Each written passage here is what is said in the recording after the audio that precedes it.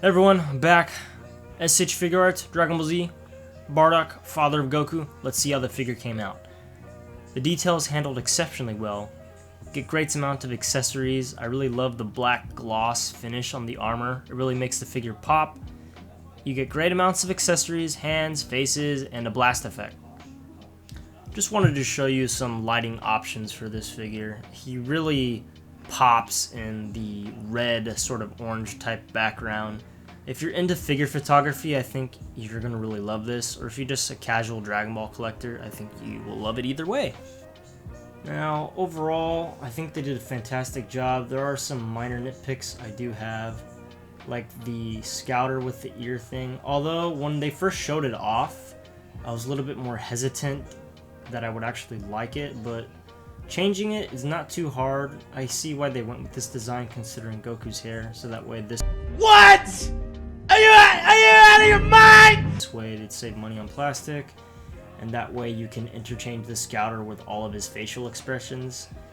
It does kind of stick out in certain lighting conditions. Oh shit, I lost it. Fuck. What the fuck?!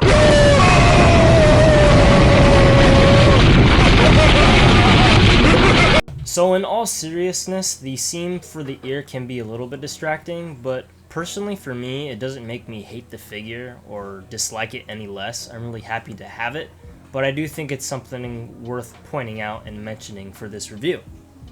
So let's go through the articulation. I think Tamashii Nations did a fantastic job with engineering the sculpt for Bardock, and the articulation works wonderfully. Let's get started with the head movement, up and down. It's on a ball hinge, and the neck is on a lower ball peg part, so that can move side to side and up and down. Arms can go way past horizontally, raising up pretty far, and you get a bicep swivel, that works good, and a double jointed elbow. The wrist movement is a little bit limited due to the sculpt of his wrap.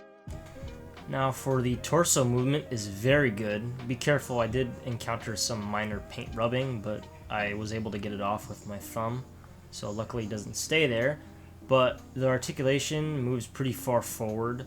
The diaphragm joint is done exceptionally well. It goes side to side pretty good, and the other way pretty back, forward and back. Overall, fantastic range of motion for the torso area, and then you also get a lower ball peg towards the waist for more movement. His side skirts can hinge up and down, and then you get good leg movement, raise it pretty well past horizontally.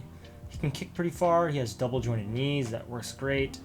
And then his ankle movement is pretty decent for being on a double ball peg system for the ankles.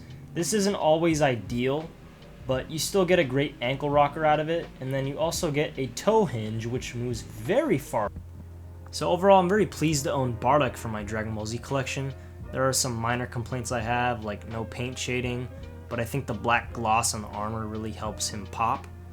And there's also the bicep swivel issue quality control people are having, but here's how he scaled with Goku.